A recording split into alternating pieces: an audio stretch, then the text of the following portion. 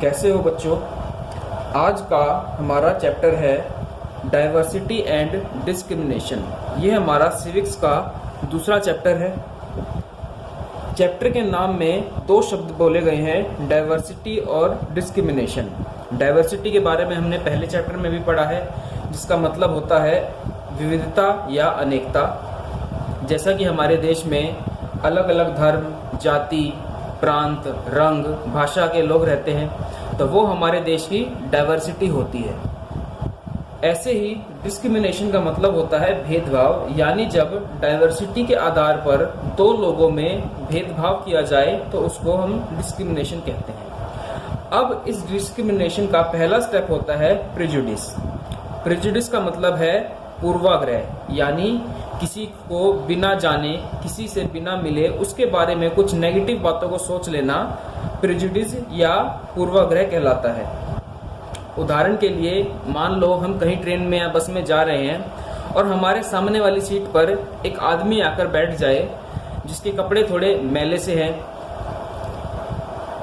थोड़ी सा उसका रंग काला है, तो हमारे मन में उसके बारे में नेगेटिव बातें आती हैं। पता नहीं ये व्यक्ति कैसा होगा, कौन होगा, कहीं ये चोर तो नहीं।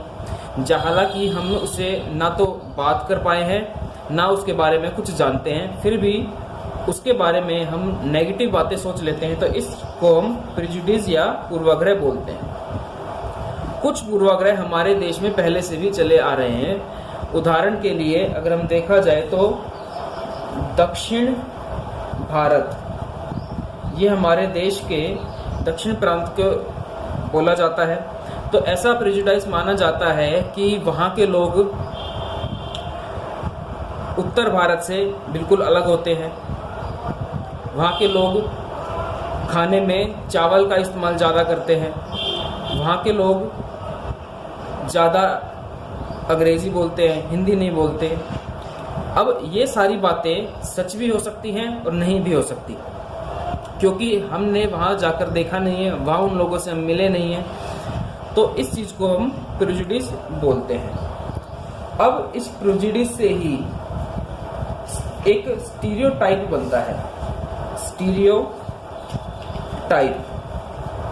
स्टीरियोटाइप का मतलब होता है रूढ़िवाद।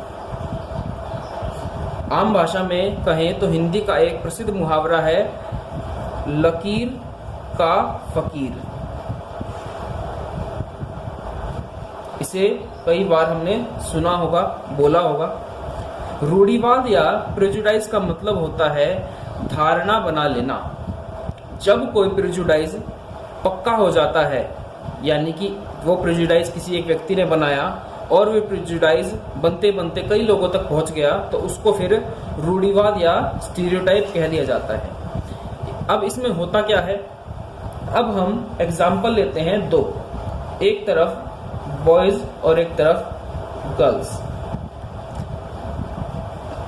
ज्यादातर बॉयज के बारे में ये माना जाता है कि बॉयज स्ट्रांग होते हैं और गर्ल्स वीक होती हैं। दूसरा, माना जाता है कि बॉयज प्लेग्राउंड में ज्यादा खेलते हैं और गर्ल्स घर के अंदर ही खेलती हैं।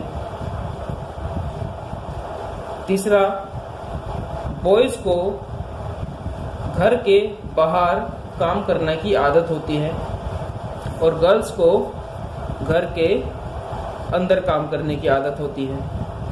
चौथा, बॉयज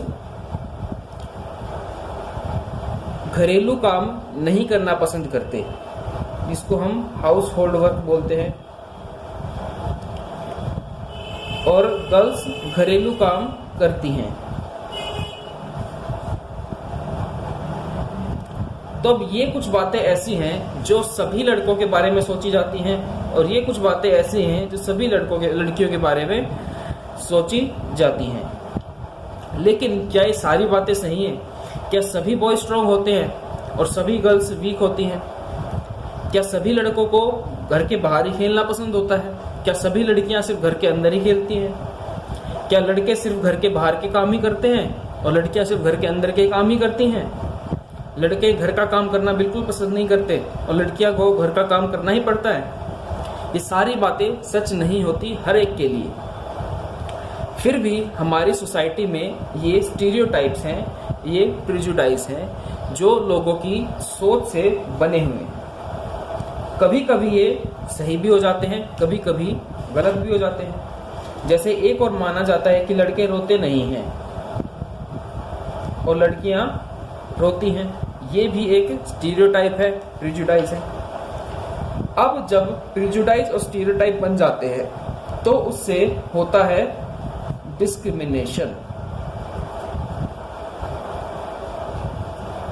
यानी भेदभाव। अगर हम बॉयज और गर्ल्स की ही बात करें और इन प्रिजुडाइज को ही ध्यान में रखकर हम बात करें, पहला जो हमारा स्टीरियोटाइप था कि बॉयज स्ट्रांग होते हैं और गर्ल्स वीक होती हैं, तो ये आधार माना जाएगा कि बॉयज अगर स्ट्रांग है तो उनको ज़्यादा वैल्यू दी जाएगी, गर्ल्स वीक होती है तो उनको कम वैल्यू दी जाएगी, यानी कि लड़कियों के साथ भेदभाव शुरू हो जाएगा। बॉयज घर के बाहर खेलने जाते हैं तो उनको वैसे ही खिलौने दिए जाएंगे, जैसे क्रिकेट बैट, फुटबॉल, बैडमिंटन, और लड़कियां घर के अंदर खेलती हैं तो उनको वैसे ही खिलौने दिए जाएंगे, जैसे डॉल। तो ये भी एक डिस्क्रिमिनेशन का एक सेट बन जाता है कि उनको खिलौने कैसे दिए जा रहे हैं। लड़कियों को घर के काम करने की प्रिजुडाइज माना जाता है, स्टीरियोटाइप माना जाता है, तो लड़कियों को वैसे ही काम कराया जाएगा, उन्हें बाहर भेजा ही नहीं जाएगा और लड़कों को बाहर भेजा जाएगा। तो ये प्रिजुडाइज, ये स्टीरियोटाइप्स डिस्क्रिमिनेशन का कारण बनते हैं और डिस्क्रिमिनेशन से हो जाती है इनइक्वालिटी, यानी कि असमानता। लड़के और लड़कियों में असमानता का भाव पैदा हो जाता है। अब इसकी वजह से हमारे समाज में बहुत ज़्यादा समस्याएं शुरू हो जाती हैं। ये डिस्क्रिमिनेशन जाति के आधार पर हो सकता है, धर्म के आधार पर हो सकता है, स्टेट के आधार पर हो सकता है, भाषा के आधार पर हो सकता है, और भी बहुत सारे आधार ऐसे हैं जिसके आधार पर ये डिस्क्रिमिनेशन हो सकता है। सबसे बड़ा एग्जाम्पल हमारे पास है हमारे संविधान निर्माता डॉक्टर भीमराव अंबेडकर। जब डॉक्टर अंबेडकर छोटे थे तो उनको स्कूल में क्लास के अंदर बैठकर पढ़ने की परमिशन नहीं दी जाती थी। उन्हें क्लास के बाहर बैठकर पढ़ना पड़ता था, क्योंकि वो एक छोटी समझे जाने वाली कास्ट से आते थे, यानी कि उनका डिस्क्रिमिनेशन होता था बाकी बच्चों के साथ और उन्हें अछूत कहकर बुलाया जाता था। ये डिस्क्रिमिनेशन का ही एक टाइप था। उनकी जाति का नाम था महार, जो एक अछूत जाति थी, या सही कहा जाए तो अछूत समझी जाती थी सिर्फ कुछ लोगों द्वारा। हालांकि ऐसा बिल्कुल नहीं था। जब वो विदेश गए, पढ़े लिखे, तो उनका सम्मान हुआ, वो भारत वापस आए और भारत के संविधान निर्माता बने। अब जब इस तरह का कुछ लोगों के साथ डिस्क्रिमिनेशन होता है तो उसके खिलाफ स्ट्रगल भी किए जाते हैं। ये स्ट्रगल कहलाते हैं स्ट्रगल फॉर इक्वालिटी, समानता के लिए संघर्ष। हमारे देश में और हमारे देश क्या पूरी दुनिया में ही ऐसे बहुत सारे स्ट्रगल हुए हैं जिन्हें समानता के लिए या इक्वालिटी के लिए किया गया। उदाहरण के लिए बहुत सारी महिलाएं संघर्ष करती हैं, आरक्षण के लिए स्ट्रगल किए जाते हैं, और विदेशों में तो रंग के आधार पर भी स्ट्रगल हुए हैं। अमेरिका में ब्लैक वर्सेस वाइट, इस तरह के स्ट्रगल भी हुए हैं अमेरिका जैसे देश में, जिसे हम बहुत ज़्यादा डेवलप्ड कंट्री मानते हैं। जो हमारा फ्रीडम स्ट्रगल था वो भी एक तरह से देखा जाए तो इक्वालिटी के लिए ही स्ट्रगल था, क्योंकि अंग्रेज हमारे देश के लोगों के साथ डिस्क्रिमिनेशन करते थे, भेदभाव करते थे।